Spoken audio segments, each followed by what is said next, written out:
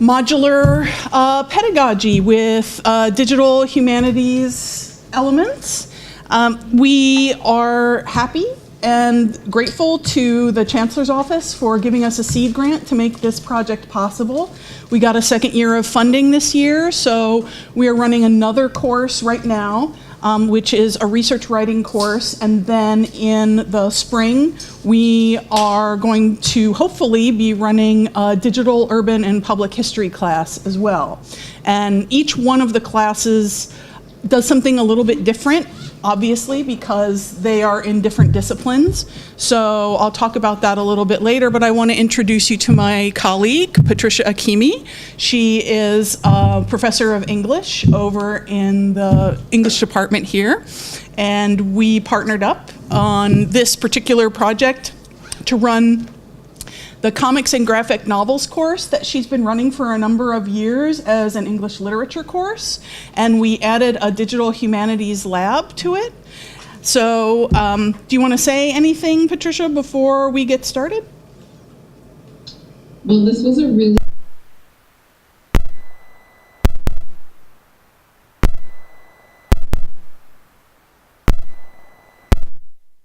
this could expand so that students would make their own comics. So learn about comics, how to work, read comics like they would in standard literature course, but then so learn some new skills and make their own.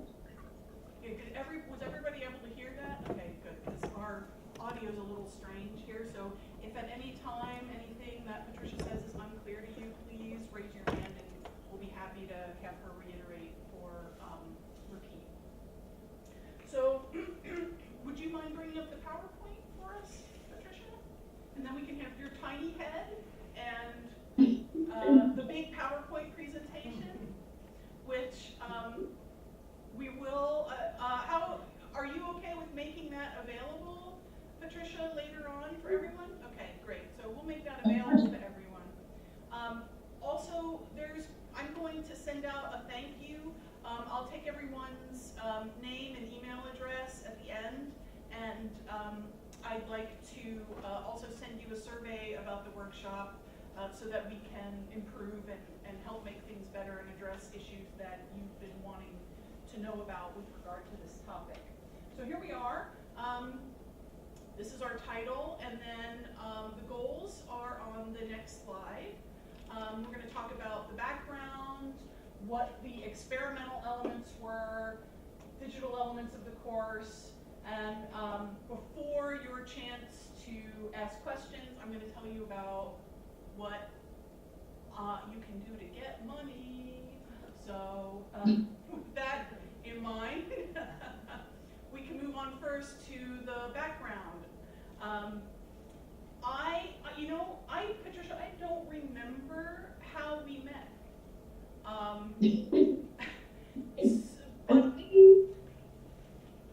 I think I wanted to know about new digital humanities tools, and that was when you first came. We moved to Rutgers, Newark. Right. And once we got to talking, I think we realized there was a course there because you were a fan and I'm a fan also of comics. Yeah. So the comics fandom brought us together. I remember being super excited about the class that she taught, and I thought, wow, we should do a digital humanities thing with the comics lab.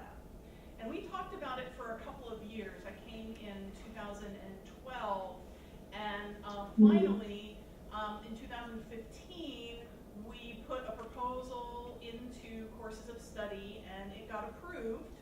And so we have the comics and graphic novels lab now. It's like a 1-credit lab class. And in my mind, I designed it based on the model of natural science labs, right? Like you go to lecture as a normal lecture class, but then you go to a lab for biology, chemistry, physics, and I thought that would be a great thing for the humanities to do as well, to be able to allow students to engage heavily with digital media tools and to do digital projects for their course assignments. So we applied I applied for a Chancellor Seed Grant, and Patricia and John Avini, who's not here today, but he's the other instructor who's teaching the class this semester. They were on board, and what we did was we created a 3-course suite. The graphic comics and graphic novels class with the digital humanities lab is the first one. The second is research writing about oral narratives. So that's a research writing class that students get their research writing credit for. It's out of the writing program, an already existing class. And then the third course was designed by Dr. Katie Singer, who's out of the American Studies program here, and that's a digital and urban public history class. And the idea was to have students take all 3 classes so that they could work with the same oral history in every class, because oral histories are the primary source documents that each of the courses use. So if a student takes one class and then another class, they would continue to work with the same oral history and move deeper and deeper into engaging with that history. And what we also decided to do, Patricia, would you mind clicking on the link for the Association of College and Research Libraries framework? We are using this framework for information literacy from the Association of College and Research Libraries as a way to gauge the students' ability to critically engage with the course material. So if you Google ACRL Information Literacy Framework, it'll be there, and of course this link, yeah, that's an adaptation. That handout is an adaptation of the frames. It's got the major framework pieces, and Patricia, if you could go down to the framework that you worked with the most, the authority is constructed and contextual. You can see that there's an explanation about the major points of the framework item, and then there are knowledge practices that students are meant to develop, and then dispositions, and the difference between those is, I'm not sure that these don't need to be refined. The difference between a knowledge practice and a disposition is sort of, the knowledge practices are actions that the students take when they're engaging with material, and dispositions are sort of like their mental state. I'm sorry, what's this called, Dan? This is the Association of College and Research Libraries. So just do ACRL, Information Literacy Framework. But if you Google ACRL framework, it'll pop right up. And like I said, we will share out this PowerPoint, make sure the link is hot, and then you'll be able to link out to it from the PowerPoint presentation. So what we did was we took these information literacy standards, which are meant to help educators, help students engage critically with information evaluation, information creation. Also, there are frames that address, there's one called Information Has Value, which addresses issues of plagiarism and copyright, right? Talking about information as intellectual property, as well as other aspects of engagement with information. And so what we did was we took these frameworks and we applied them to the assignments that we had in the class, and we used the frames to evaluate and grade student assignments. So, and you can see in the rubrics that we both have how that sort of plays out, but we'll walk you through it as well. And we found that in this first iteration of the class, Patricia engaged most with the framework of authority is constructed and contextual. And I engaged the most with information as a creation process, and we'll talk more about that. But it had to do with the different assignments and the different sort of lens through which the students were engaging with oral histories and comics and graphic novels.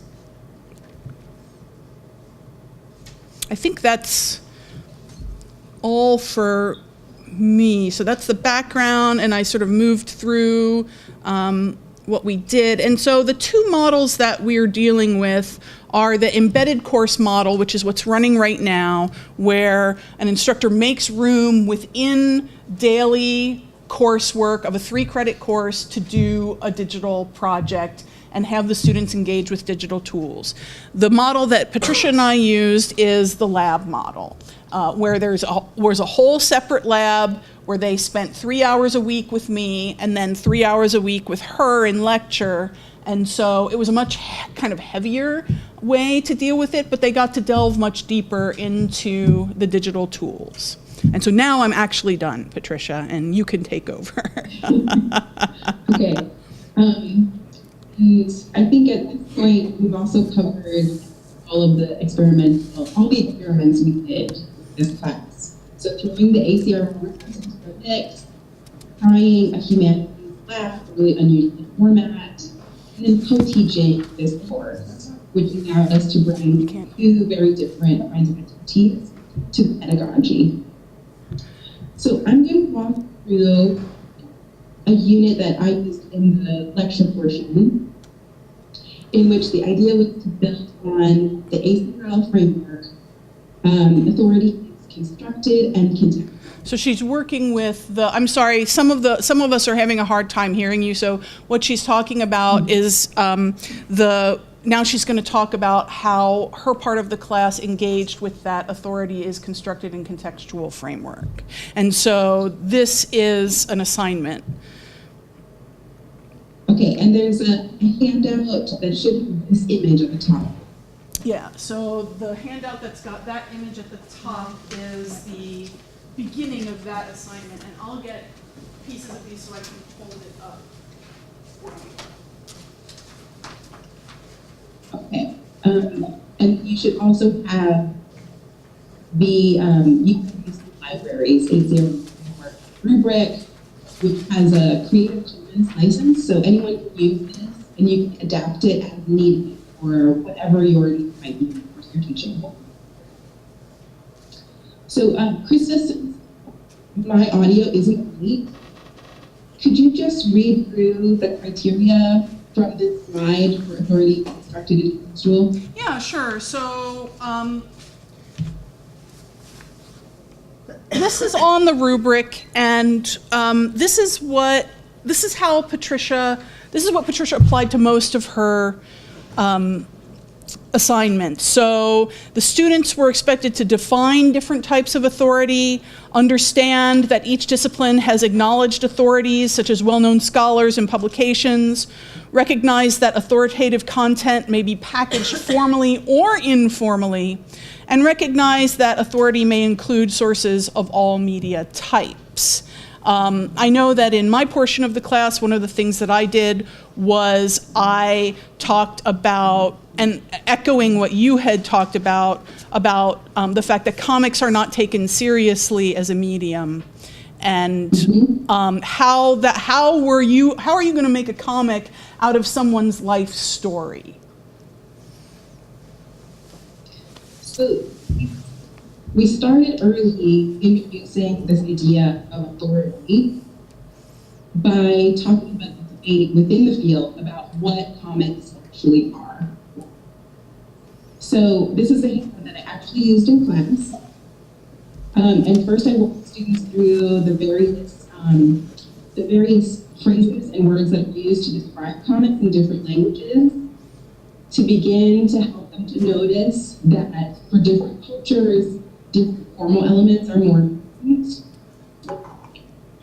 And then I introduced them to a couple of key critics of comics and each of their definitions of what comics are. And students usually notice right away that these different definitions are contradictory. So already we've arrived at authority is constructed contextual because students are able to recognize that these people who are recognized as authorities, and here's another one, disagree about what makes it.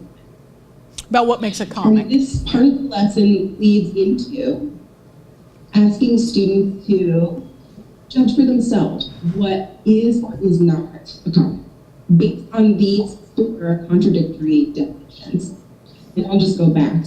Okay, did everybody get that? Will Eisner are cartoonists. David Kunzel is an art historian. And Matt Madden and Jessica Engel are cartoonists who have become teachers of comics. So I have you read the wordless novel, Live Towards God's Man. And this is a book that some recognize as an early form of comic. It's from 1929. And others would say is absolutely not comic. So we have an in-class discussion. Is this a comic? Why is it a comic? And so on. And I'll just show you some of the images from that. Okay. So at this point in the course, I'm going to show you some of the digital elements that I'm using. So I use a Blackboard site for the course, which has assignment lists, readings that are linked to e-reserves, which Krista can also tell you all about, and recorded versions of the lectures that I give in class. And then you'll see that there's an assignment at the bottom of this page, a discussion board on sequential art. So if the wordless novel got banned, it's hard to figure out whether that's a comic. Sequential art is even stranger. These are contemporary artists whose forms resemble comics in some ways, but in other ways, they very much do not. So I asked students about, on the discussion board, on the Blackboard site, what they see in different contemporary artists' work that they would judge as similar to comics. So I'm asking students to step into the role of the authority themselves. So as they're evaluating when authority is constructed and contextual, they're doing that by being experts. So I give them authors' work, some disturbing silhouettes that are often displayed around like this, or Jenny Holzer's work, which combines text and image in the way that comics do, with very different effect. And then this unit culminates in an assignment that takes students to the museum. And I see this as sort of like launching them that at this point they should be really comfortable with the idea of adjudicating authority. And I send them into the museum to find a piece of artwork that they deem sequential art. And you have the description of this assignment on a handout, and you have the rubric used to grade this assignment. And I'll just show you some of the artwork that students selected themselves, which they felt represented sequential art. Art that uses images in a sequence, that tells a narrative in some way. Okay? And these are all in the Newark Museum. Patricia? Let me see. Mark says that maybe if you turn your speakers down, that your audio will not cut in and out because he thinks your microphone is hearing your speakers and then sort of causing feedback. Is it any better now? So far, yes. All right. So these are some examples of students' choices from the Newark Museum that they think represent sequential. How was that? Great. Okay, good.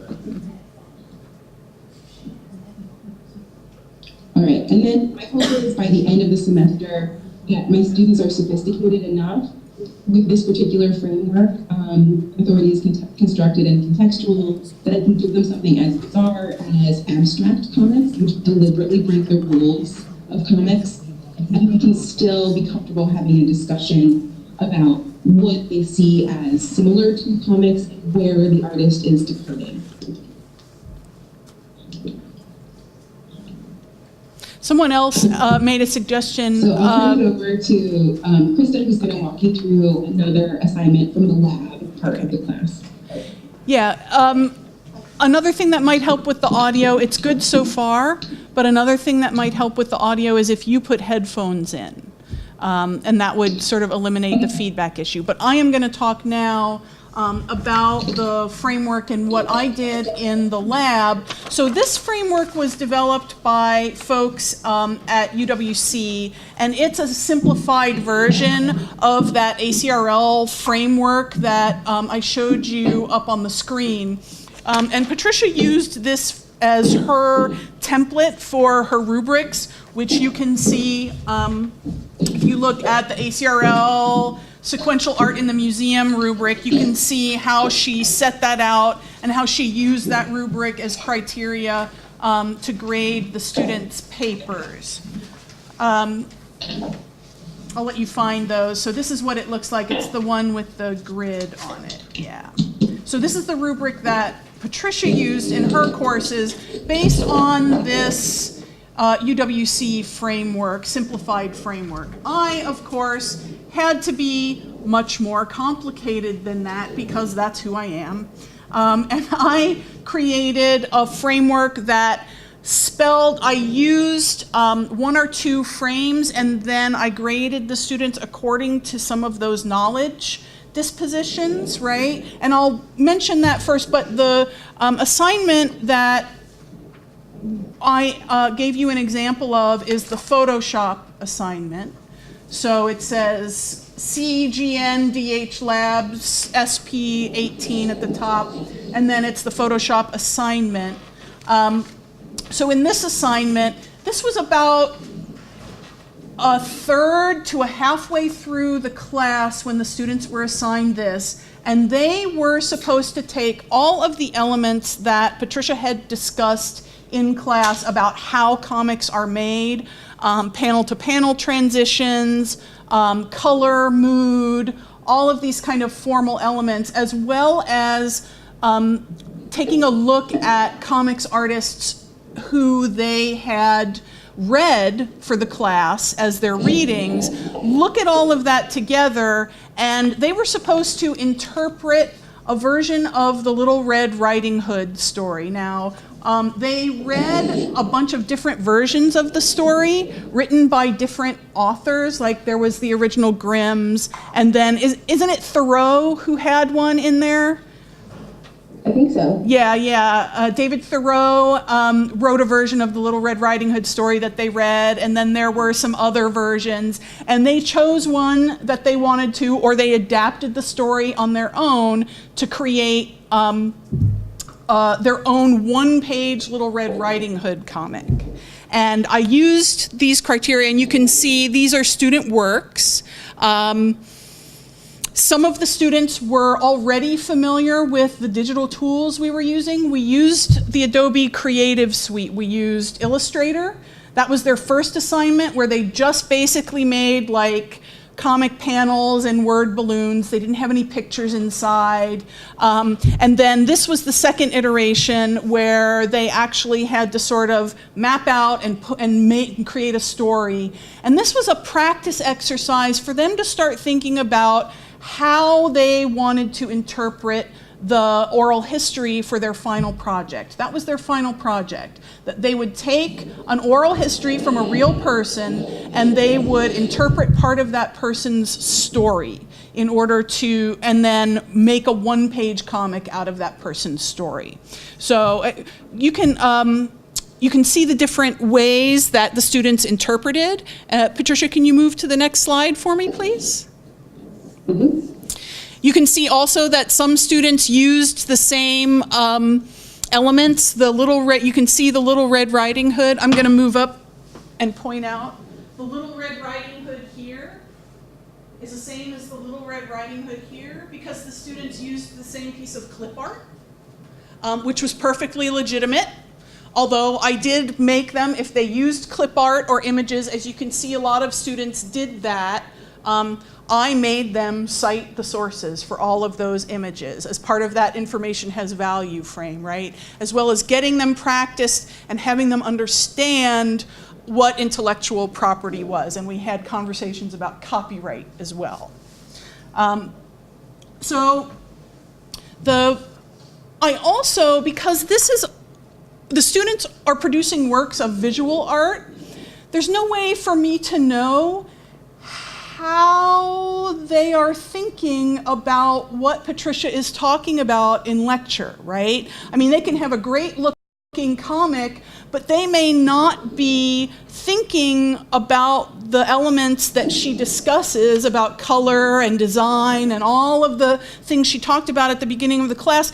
The students may not be thinking about that, they just may be creating a comic. And so for each assignment, I created a worksheet with questions based on those information literacy knowledge practices. And I said, how are you doing this? So if you look at the Photoshop assignment worksheet, which is only one page, question number 1,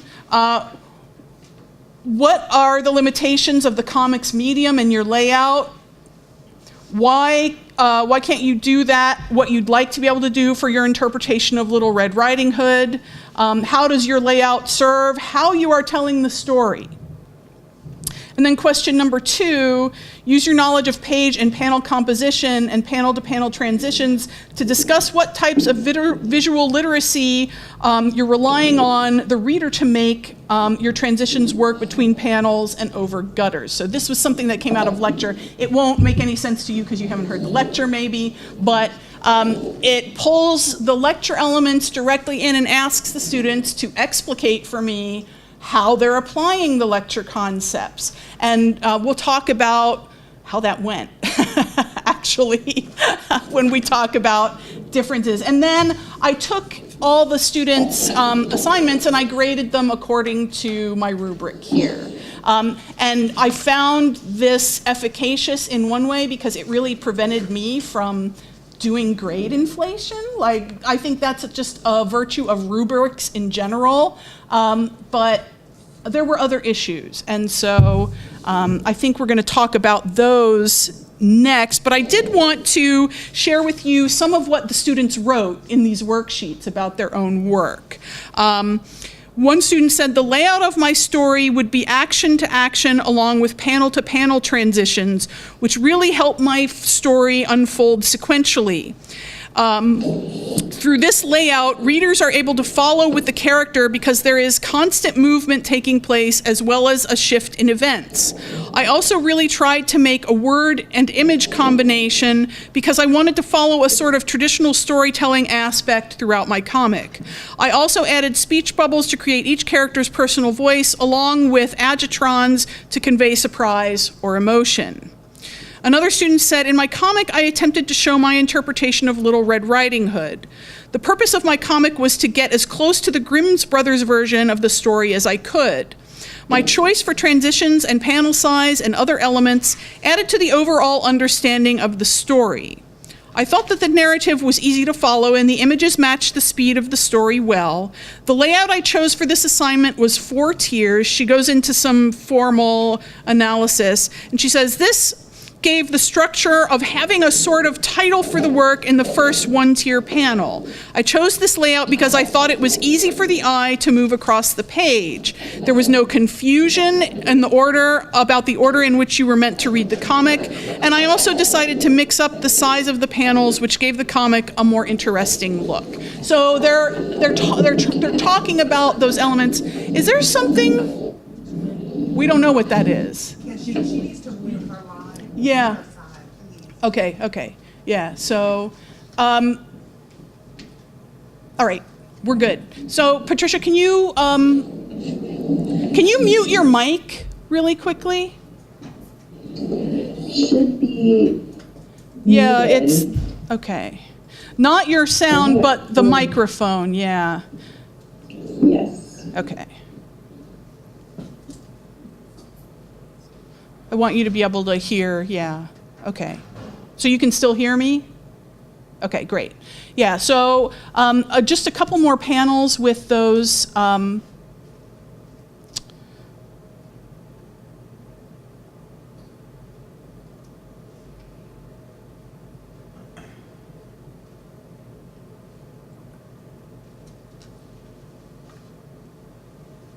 Okay, so here are some other interpretations. And you can see how the students sort of envisioned things very differently. And then if you want to move on to the next slide. Okay, so now we're going to talk about what actually happened. Like, we had these great plans, and some of it worked really well. And then, of course, because this is the first time we were running this, and this is a completely new model for running a co-taught course, there were issues involved. So, Patricia, do you want to talk a little bit about some of those issues that we experienced? You'll need to unmute your microphone again.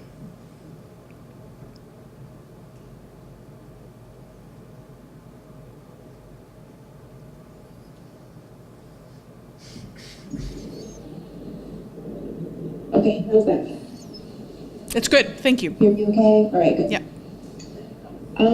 So I remember how frustrated we were over the course of the semester because it turns out it's very difficult to coordinate two instructors in a lecture and a lab while also incorporating these new elements, especially the frameworks, which were unfamiliar to the students.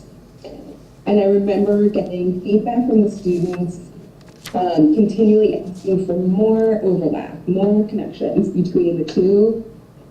And that was not easy to do. And the harder we tried to blend the two halves of the course, the more the students would request additional concessions.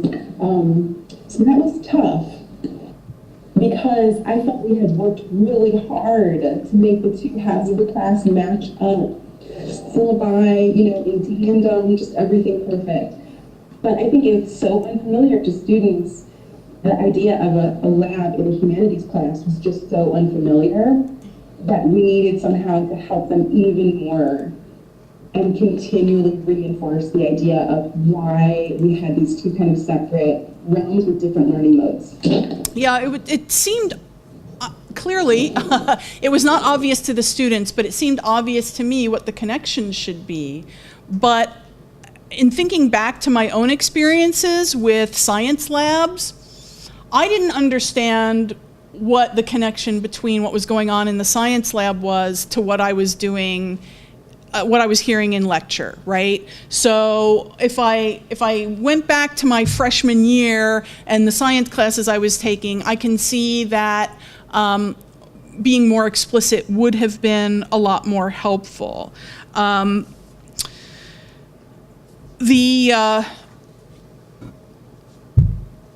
Yeah, and the model, I think, kind of threw them. The other problem we had was that because the lab was not listed in the course description, none of them were expecting a lab when they signed up for the class, right? They weren't prepared for the extra work, and they didn't really understand what was going on. And so one of the changes I would like to make moving forward, if we have the chance to do this again, is to make another course, like it would be the same lecture course, but have a different description in the catalog. So there would be another course number for the course with the Digital Humanities Lab.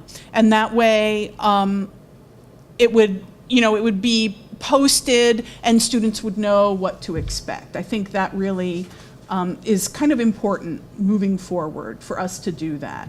That's an administrative thing that's fairly easy to do that I think could go a long way to helping out.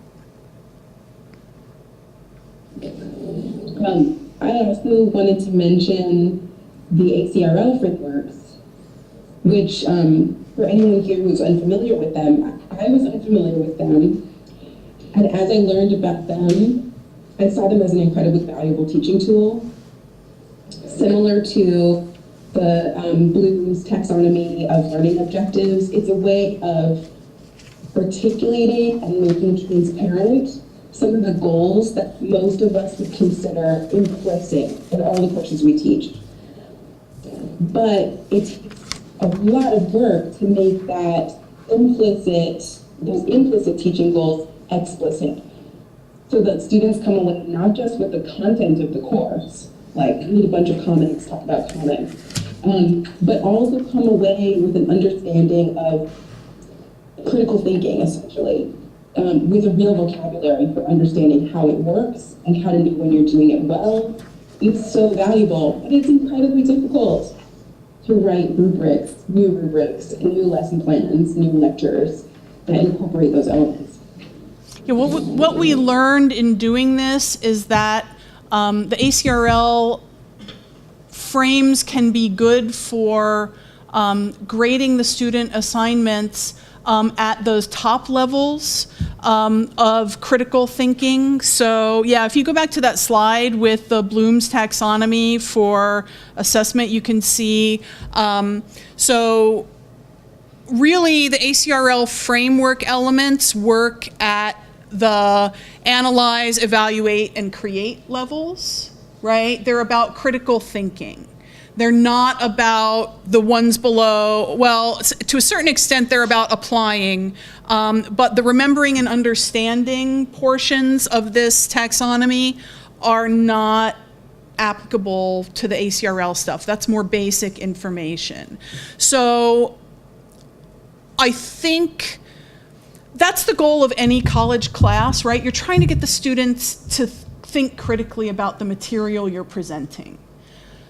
The ACRL framework elements can help you push that forward, but it's really tough because unless we've learned about pedagogy, which I know I haven't learned a whole lot about pedagogy, unless you've learned about pedagogy, making those analytical elements explicit to the students is not something we do. I know when I was going through undergraduate, I was just expected to figure that stuff out, right?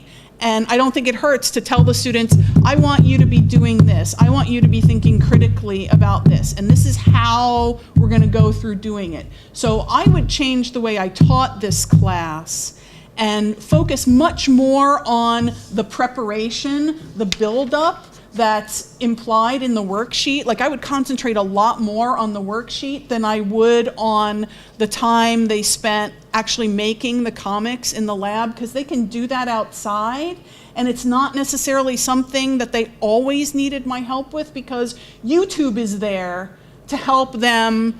Like if they want to do something particular in Photoshop, they can Google it on YouTube and find out how to do that, right? So there's a lot more leeway for them to do the actual assignment, the Photoshop assignment, on their own, but they need me to talk more about what I expect from them and the way that I want them to think about these things, and to have more discussion in class about the connection between what Patricia talks about in lecture and what they're actually doing in Photoshop. So I would work through with them the planning process on every one of the assignments instead, and focus on that, because really I wasn't grading those beautiful comics that you saw. I wasn't grading that, right? I wasn't grading on them on how well they created a comic. I was grading them on the questions I was asking them, right? And the comic was just, it was just a physical manifestation of this thinking process that I wanted them to go through. I agree. If I had it to do over, and I hope I get to teach it again, I would rewrite my rubrics for each assignment And instead of sampling the Creative Commons rubric, I would rework that language and try even harder to sort of meld my usual expectations for an assignment with some of the vocabulary from the ACRL framework. Right. But I know now that that would be really difficult. Yeah. So we have about 10 minutes left. I'd like to open it up for questions from you, but before I do, can you go to the grants thing? Because in January, as part of the Chancellor's Seed Grant, I am offering participants $750 to come to a 2-day boot camp and develop rubrics and a way to incorporate digital projects into an existing course or a course that you're planning. So what you'll do is you'll spend 2 days workshopping this with me and with someone from the Graduate School of Education and figuring out how to fit in digital projects, digital humanities elements to a course that you plan to teach. It doesn't have to be a spring course. I wouldn't do that to anybody. But, a class, if you teach it in the fall or the spring of 2020, that's great. And then, talking with you about what your experience was and how to move through it. So 2 days from 10 a.m. to 3:30 p.m., lunch provided, and we workshop and work you through creating assignments based on your curriculum and creating rubrics for those assignments and figuring out how to incorporate all of this into a class that you have. So there's your opportunity. Trisha, oh, look at that, that's so beautiful.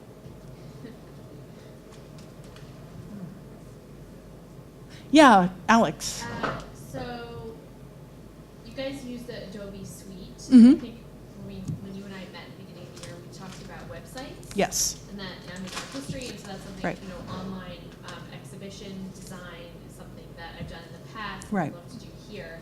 So what are the opportunities for software and support of that for things that we don't already have? Right. So I think it depends on what you're after, and part of the boot camp will be thinking, you want to do a website. Okay, great.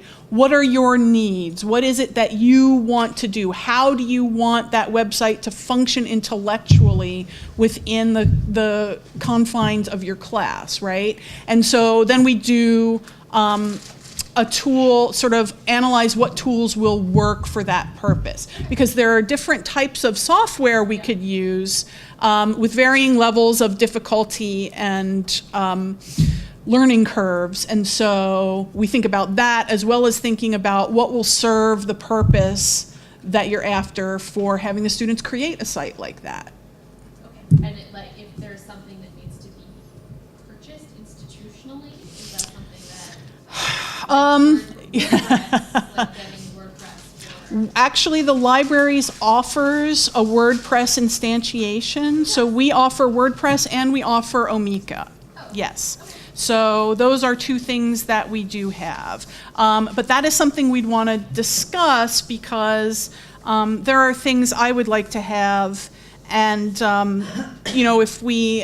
I'm hoping to go after bigger grant money to sort of expand and continue this. And so that would end up being part of the larger grant, is to say, we want this software, and yeah, we have to pay for it, given the current budgetary situation that lots of institutions are facing, but yeah. Yes, what's your name? I'm Sahar Aziz. Sahar, yes, hi, how are you? Nice to see you. So I'm a law professor, and I came here, I apologize for being late, I had a class that ran until 12:15. But I came here anticipating that I don't know how this would fit into law teaching. Mm-hmm. But I wanted to ask if this is relevant to this or perhaps a different training. what I'm truly trying to do is figure out how to use technology to engage these large classrooms that I have. Small as 40, large as 70. I mean, sometimes I have seminar classes which are easy to teach, or easier. But I'm trying to use technology to do more formative assessments Okay. and learning how to flip the classroom. Right. All these new pedagogical tools where when you're in the classroom with the students, it's kind of the opposite of the lecture model. Yeah. And we tend to use Socratic, but even Socratic is still one-on-one, one-on-one, one-on-one, and then the rest of the students can just check out. So I don't know if it's relevant here or maybe a different training, but that's at least a need that I think we have at the law school. And law schools in general are notorious for being behind, generationally behind other higher education units, not just Rutgers. It's Right, this is my right. first law school. And part of it is just structural. We don't have the incentives, we don't have the staff to teach us, and then there's the inertia.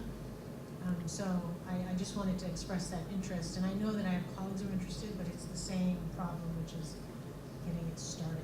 Right.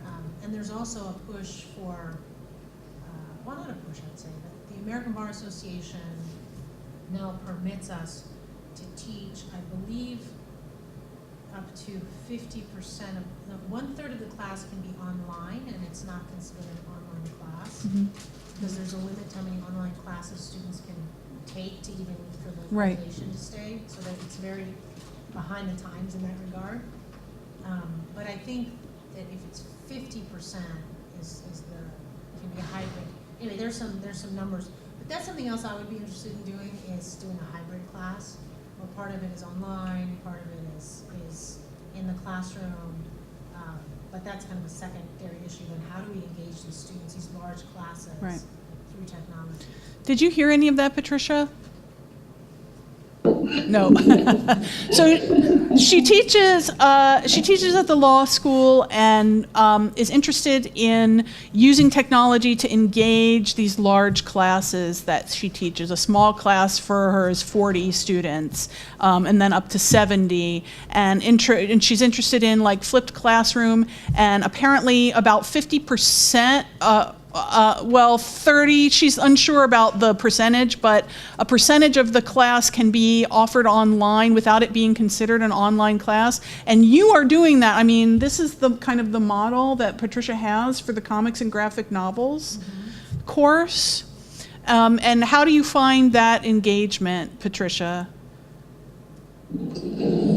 So I've been really pleasantly surprised by the level of participation from students in online courses, that in some cases it's actually considerably more than in-person courses, and student outcomes are often higher on assessments, quizzes and exams. So I find that I'm really enjoying online teaching, and I'll recommend a couple of resources. So Teaching and Learning with Technology has a suite of faculty development workshops. They run them live, they run them as webinars, and they also have recorded versions that are available through their website. They'll also do one that's catered specifically to you if there's a particular software that you want to use. But at this point, I'm using recorded lectures, online attendance, which I love, and all of these softwares, some of them are built into Blackboard or Canvas, and you can learn all about them. I'll also mention one other resource. There is a grant from the Rutgers libraries. If you're interested in teaching a class where instead of using textbooks, you use free online resources for students.